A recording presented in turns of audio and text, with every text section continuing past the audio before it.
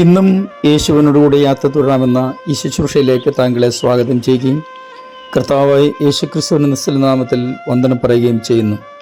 തുടർന്നുള്ള ഈ നിമിഷങ്ങൾ നിങ്ങളുടെ ജീവിതത്തിൽ വലിയ അനുഗ്രഹമായി തീരട്ടെ. ഈ ദൈവവചന കേൾവിയാൽ നിങ്ങളുടെ ജീവിതത്തിൽ അത്ഭുതങ്ങൾ സംഭവിക്കട്ടെ എന്ന് പ്രാർത്ഥിച്ചുകൊണ്ട് ചില നിമിഷങ്ങളിലെ തുടർ ധ്യാനത്തിനായി വിശുദ്ധ മത്തായി എഴുതിയ സുവിശേഷം 14-ാം അധ്യായം 27-ാം വാക്യം വായിക്കട്ടെ. ഉടനെ യേശു അവരോട്, ധൈര്യപ്പെടുവിൻ, ഞാനാകുന്നു, പേടിക്കണ്ട എന്ന് പറഞ്ഞു. കർത്താവ് തൻ്റെ ശിഷ്യന്മാരോടൊത്തുള്ള കടൽ യാത്ര കഴിഞ്ഞ ദിവസങ്ങളിലൊക്കെ ഇടയ്ക്ക് 1-2 പ്രാവശ്യം പ്രതിപാദിച്ചിരുന്നുവെന്നത് ഞാൻ ഓർക്കുന്നു. എന്നാൽ അതിൽ നിന്നും തികച്ചും വ്യത്യസ്തമായ ചിന്തകളാണ് ഇതിലൂടെ ദൈവാത്മാവ് നമ്മെ കേൾപ്പിക്കാൻ ആഗ്രഹിക്കുന്നത്.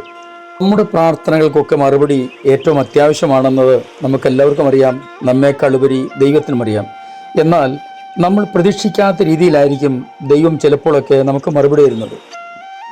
ചില അപ്രതീക്ഷിത സാഹചര്യങ്ങൾ നമ്മുടെ ജീവിതത്തിൽ രൂപപ്പെടുവാൻ ദൈവം സമ്മതിച്ചെന്നിരിക്കും. വാസ്തവത്തിൽ വിശ്വാസികൾ എന്ന നിലയിൽ അപ്രതീക്ഷിതമായ കാര്യങ്ങൾ പ്രതീക്ഷിക്കുവാൻ നമ്മൾ ബാധ്യസ്ഥരാണ്. അല്ല, കുറെ കൂടി ശരിയാക്കി പറഞ്ഞാൽ നാം അത് പഠിച്ചിരിക്കണം.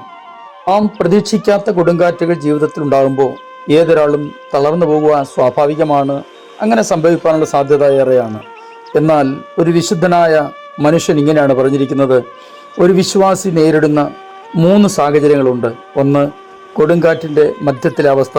2, കൊടുങ്കാറ്റിലേക്ക് കടക്കുന്ന അവസ്ഥ.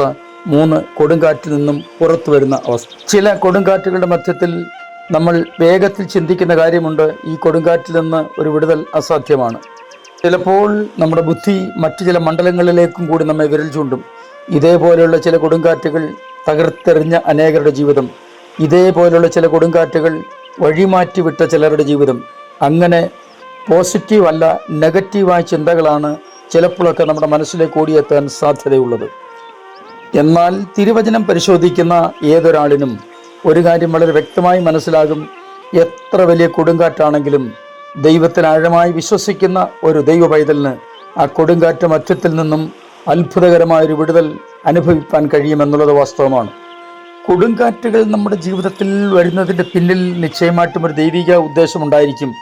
അതിൻ്റെ അർത്ഥം നിങ്ങളിങ്ങനെ ചിന്തിക്കരുത്, നമ്മളെ കൊടുങ്കാറ്റടിച്ച് പേടിപ്പിക്കുക എന്നുള്ള ദൈവിക പദ്ധതിയാണെന്ന്.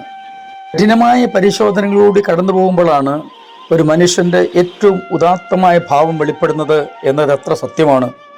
ഒരു മനുഷ്യൻ്റെ ജീവിതത്തിലെ വിജയം ഉണ്ടാവുന്നത് അല്ലെങ്കിൽ രൂപപ്പെടുന്നത് അവൻ്റെ സ്ഥിര ഉത്സാഹത്തിൽ നിന്നുമാണ്. എന്നാൽ ജീവിതത്തിലെ കൊടുങ്കാറ്റുകളിൽ നിന്നുമാണ് അവൻ്റെ സ്വഭാവ വൈശിഷ്ട്യം ഉണ്ടാകുന്നത് അല്ലെങ്കിൽ രൂപപ്പെടുന്നത്.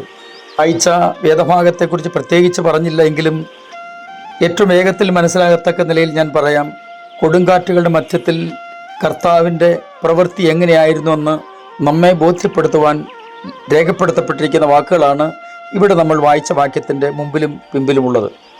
ബ്രിട്ടീഷ് പത്രപ്രവർത്തകരിൽ മുമ്പനായിരുന്ന മാൽക്കം മഗറിച്ച് ഒരിക്കൽ എഴുതിയതിങ്ങനെയാണ്: എൻ്റെ ജീവിതത്തിൽ വേദനാജനകവും നിരാശാഭരിതവുമായി തോന്നിയ ചില അനുഭവങ്ങളെ തികഞ്ഞ സംതൃപ്തിയോടെയാണ് ഞാനിപ്പോൾ ഓർക്കുന്നത്. 75 വയസ്സിനിടയിൽ ഞാൻ പഠിച്ച കാര്യങ്ങൾ എൻ്റെ ജീവിതത്തെ പരിപോഷിപ്പിക്കുകയും ഉത്തേജിപ്പിക്കുകയും ചെയ്തത് സന്തോഷകരമായ അനുഭവങ്ങളായിരുന്നില്ല, മറിച്ച് വേദനയുടെയും കൊടുങ്കാറ്റിൻ്റെയും അനുഭവങ്ങളായിരുന്നു. എൻ്റെ ജീവിതത്തിലും അങ്ങനെയുള്ള അനുഭവങ്ങൾ ഉണ്ടായിട്ടുണ്ട് എന്ന് എടുത്തു പറയാൻ ആഗ്രഹിക്കുന്നു. 1993 അടൂർ പ്രവർത്തനങ്ങളുടെ ഫണ്ട് ശേഖരണത്തിനായി 4 മാസത്തെ കഠിനാധ്വാനം കഴിഞ്ഞ് മടങ്ങി വന്നു കഴിഞ്ഞപ്പോൾ അത്യന്തം ക്ഷീണിതനായി മാനസികമായി തകർന്ന് അധ്യാപന ജോലി തന്നെ മുന്നോട്ട് കൊണ്ടുപോകാൻ സാധിക്കുമോ എന്ന് സന്ദേഹിച്ച കാലയളവിൽ മറ്റെല്ലാ ചുമതലകളിൽ നിന്നും പിൻവാങ്ങിക്കഴിഞ്ഞിരുന്ന അവസരങ്ങൾ അത്തരത്തിൽ ഒന്നായിരുന്നു. എന്നാൽ എഴുത്തിൻ്റെയും മറ്റും കൂടുതൽ പ്രയോജനകരമായ ശുശ്രൂഷ മേഖലകളിലേക്ക് പ്രവേശിക്കത്തക്ക വിധം ജീവിതം കൂടുതൽ സജ്ജമാക്കിയത് ആ അനുഭവമായിരുന്നുവെന്ന് ഇപ്പോൾ ദൈവനാമ മഹത്വത്തിനായി സാക്ഷി പറയാൻ കഴിയും. ഏതൊരാളുടെയും ജീവിതത്തിൽ എന്നും കൊടുങ്കാറ്റുകളായിരിക്കില്ല. അത് നമ്മൾ മനസ്സിൽ ചിന്തിച്ചു കൊള്ളണം. കൊടുങ്കാറ്റുകളുടെ മധ്യത്തിൽ തകർത്ത് കളയുന്ന ഒരു ദൈവത്തെ അല്ല നാം സേവിക്കുന്നത്. ഏത് കൊടുങ്കാറ്റുകളുടെയും മധ്യത്തിൽ ഇറങ്ങി വന്ന് വിടിയിപ്പാൻ കഴിയുന്ന സർവശക്തനായ ഒരു ദൈവത്തെയാണ് നാം സേവിക്കുന്നത്. പാശ്ചാത്യ രാജ്യങ്ങളിലൊക്കെ ശൈത്യകാലമെന്ന് പറയുന്നത് വലിയ ദുസ്സഹമായ അനുഭവങ്ങളാണ് അവർക്ക് ഉണ്ടാവുന്നത്. എന്നാൽ അവരുടെ ഒരു പ്രതീക്ഷയുണ്ട്: ശൈത്യകാലം കഴിഞ്ഞാൽ അതിന് തൊട്ടു പിന്നാലെ ഒരു ശരത്കാലമുണ്ട് എന്നുള്ളത്. എല്ലാം മഞ്ഞ് മൂടിക്കിടന്ന അനുഭവങ്ങളിൽ നിന്ന് എല്ലാം പൂവണിയുന്ന ഒരു നല്ല അനുഭവം. അതെ, നമ്മുടെ ജീവിതത്തിലും ദൈവം അങ്ങനെ ചെയ്യട്ടെ. ഞാൻ നിങ്ങൾക്ക് വേണ്ടി പ്രാർത്ഥിക്കുന്നു. സ്വർഗീയ പിതാവേ, അങ്ങയുടെ നാമത്തെ ഞങ്ങൾ വാഴ്ത്തുന്നു. ഞങ്ങളുടെ ജീവിതത്തിൽ നേരിടുന്ന എല്ലാ കൊടുങ്കാറ്റുകളുടെയും മധ്യത്തിൽ ഇറങ്ങി വന്ന് ഞങ്ങളെ വിടിയിപ്പാൻ അങ്ങേ കഴിയും എന്ന് ഞങ്ങൾ പൂർണ്ണമായിട്ട് വിശ്വസിക്കുന്നു. വിശ്വാസത്തിൻ്റെ ഉറച്ച ചുവടുകളോടെ മുന്നേറാൻ ഞങ്ങളെ സഹായിക്കണമേ. യേശുക്രിസ്തുവിൻ്റെ അൻപുള്ള നാമത്തിൽ തന്നെ ആമേൻ.